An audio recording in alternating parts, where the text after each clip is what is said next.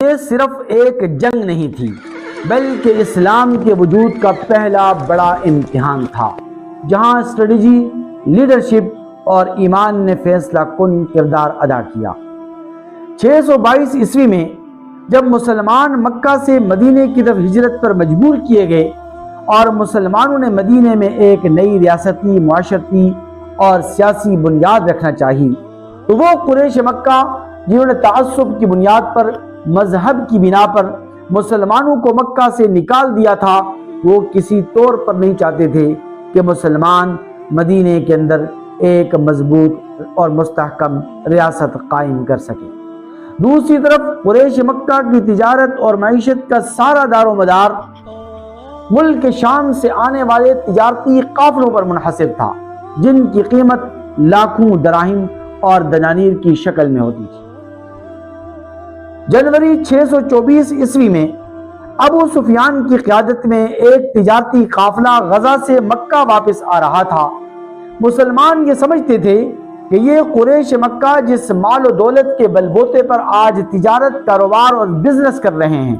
دراصل یہ وہی ہمارا مال ہے جو ہم نے مکہ میں ہجرت کے وقت چھوڑ دیا تھا اور قریش مکہ نے اس پر قبضہ جما لیا تھا۔ ابو سفیان کو یہ خدشہ، یہ اندیشہ پیدا ہوا کہ مسلمان میرے اس تجارتی قافلے پر کہیں حملہ نہ کر دیں، اس لیے اس نے فوراً مکہ میں الرٹ جاری کیا۔ مکہ کے سرداروں میں ابو جہل وہ شخص تھا کہ جس نے اسلام، پیغمبر اسلام اور مسلمانوں کو زک پہنچانے میں کوئی کسر نہیں چھوڑی۔ اس نے اس موقع سے فائدہ اٹھاتے ہوئے، اس موقع کو غنیمت جانتے ہوئے، اس نے ایک نئے عزم کا اظہار کیا اور ایک ایسی پلاننگ کی کہ مسلمانوں کو صفحہ ہستی سے مٹا دیا جائے گا، اور ایک بہت بڑا لشکر لے کر وہ بدر کی طرف روانہ ہو گیا۔ نبی کریم صلی اللہ علیہ وسلم کو جب اطلاع ملی تو آقا علیہ الصلوۃ والسلام نے مہاجرین و انصار پر مشتمل ایک قافلہ ترتیب دیا، ایک لشکر ترتیب دیا، جس نے ابو سفیان کے تجارتی قافلے کا تعاقب کرنا اور اس کو روکنا تھا۔ اگرچہ مسلمانوں کے پاس وسائل ناپید تھے، مسلمانوں کے پاس ساز و سامان تک نہیں تھا، مسلمانوں کے پاس سواریاں تک نہیں تھی، مسلمان بعض پیدل تھے اور بعض سوار، کسی کے پاس اونٹ تھا تو کسی کے پاس نہیں، چند ایک گھوڑے، ایک دو تلواریں مسلمانوں کے پاس تھی، لیکن اس کے باوجود نبی کریم صلی اللہ علیہ وسلم کے حکم پر مہاجرین و انصار نے لبیک کہی۔ لیکن آقا علیہ الصلوۃ والسلام کو دیگر ذرائع ابلاغ سے فوراً جب یہ اطلاع موصول ہوئی کہ ایک لشکر مکہ سے ابو جہل کی قیادت میں بدر کی طرف روانہ ہو چکا ہے، تو آقا علیہ الصلوۃ والسلام نے ابو سفیان کے اس تجارتی قافلے کے تعاقب کو بے معنی سمجھتے ہوئے یہ فیصلہ کیا کہ اب کفار سے اور قریش مکہ سے جنگ لازمی ہے اور لڑائی ہی واحد حل ہے۔ لیکن نبی کریم صلی اللہ علیہ وسلم کو تھوڑی سی ہچکچاہٹ یہ تھی کہ میں نے مہاجرین و انصار کو تجارتی قافلے کے تعاقب کے لیے بھیجا ہے اور تجارتی قافلے کو روکنے کے لیے بھیجا ہے، جنگ کے لیے نہیں بھیجا۔ اس لیے آقا علیہ الصلوۃ والسلام نے فوراً مہاجرین و انصار سے مشورہ اور ان کی رائے لینا ضروری اور مناسب سمجھا۔ لیکن مہاجرین و انصار کی طرف سے نبی کریم صلی اللہ علیہ وسلم کو جب یہ میسج دیا گیا کہ اللہ کے رسول، آپ کے حکم پر ہم جانیں تک قربان کرنے کے لیے تیار ہیں، لڑائی اور جنگ کیا معنی رکھتی ہے؟ مہاجرین و انصار کے اس عزم نے اور مہاجرین و انصار کی اس آواز نے مسلمانوں کی فوج میں ایک نیا ولولہ، ایک نیا جوش، ایک نیا حوصلہ پیدا کر دیا۔ نبی کریم صلی اللہ علیہ وسلم نے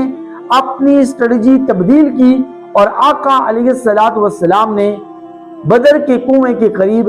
مغربی بلندی پر پوزیشن سنبھالنے کا حکم دیا۔ نبی کریم صلی اللہ علیہ وسلم کا یہ ایک ٹیکٹیکل موو تھا جس نے مسلمانوں کو دو فائدے دیے۔ ایک فائدہ یہ ہوا کہ مسلمان کافروں کو پانی سے دور رکھنے میں کامیاب اور سرخرو ہو گئے، اور دوسرا فائدہ مسلمانوں کو یہ حاصل ہوا کہ مسلمان ایک مغربی بلندی پر تھے اور کفار نیچے، اس لیے مسلمانوں کو مغربی بلندی سے کفار پر نظر رکھنا اور ان کے اوپر گہری نگاہ رکھنا آسان اور سہل ہو گیا۔ نبی کریم صلی اللہ علیہ وسلم نے اپنی فوج کو پانی پر مکمل کنٹرول سنبھالنے کا حکم دیا تاکہ دشمن کو پیاسا رکھا جا سکے۔ نبی کریم صلی اللہ علیہ وسلم کا یہ ایک ہوشیارانہ، ایک عقل مندانہ، ایک ٹیکٹیکل موو تھا کہ جس نے جنگ کے رخ کو مسلمانوں کے حق میں کر دیا۔ اور 17 رمضان المبارک کی صبح جب یہ جنگ واقع ہوئی اور 17 رمضان المبارک کی صبح کو جب غزوہ بدر رونما ہوا اور کفار کی طرف سے عتبہ، شیبہ اور ولید میدان عمل کے اندر آئے، مسلمانوں کی طرف سے حضرت علی، حضرت حمزہ، حضرت ابو عبیدہ بن جراح رضی اللہ تعالی عنہ جنگ کے اندر اور میدان جنگ کے اندر کودے۔ نبی کریم صلی اللہ علیہ وسلم کے ان شیروں نے کفار کو اس طرح جہنم واصل کرنا شروع کیا کہ ولید اور اسی طرح شیبہ یہ تو آنن فانن ہلاک ہو گئے، اور عتبہ کو ابو عبیدہ بن جراح رضی اللہ تعالی عنہ نے شدید زخمی کر دیا۔ آقا علیہ السلام کا دوسرا حکم فوراً اٹیک کرنے کا تھا، لیکن آقا علیہ السلام نے مسلمان فوج کو اٹیک کرنے کا حکم دینے کے بعد از خود بارگاہ الہی میں حاضر ہو گئے اور اللہ تبارک و تعالی سے ملتمس ہوئے کہ یا ربا، یہ میری جماعت صحابہ، یہ میری زندگی کی جمع پونجی ہے، یا ربا یہ میرے جان نثار، میرے وفا شعار، بغیر اسباب اور بغیر مال و اسباب کے، بغیر ذرائع کے تیرے راستے کے اندر میرے حکم پر میدان عمل کے اندر کودے ہیں، یا ربا آج اگر یہ ختم ہو گئے، آج اگر یہ سارے کے سارے شہید کر دیے گئے تو یا ربا قیامت کی صبح تک تیری عبادت کرنے والا اس دھرتی پر کوئی نہیں ہوگا، تیرا نام لینے والا کوئی باقی نہیں بچے گا۔ نبی کریم صلی اللہ علیہ وسلم کی اس دعا کی برکت تھی کہ ایک ایسی آندھی چلی، طوفان آیا جس نے کفار کے خیموں کو اکھیڑ کر رکھ دیا اور کفار کی صفوں میں کھلبلی مچ گئی۔ وہ ابو جہل جو بدر کے میدان میں بڑے بڑے دعوے کر رہا تھا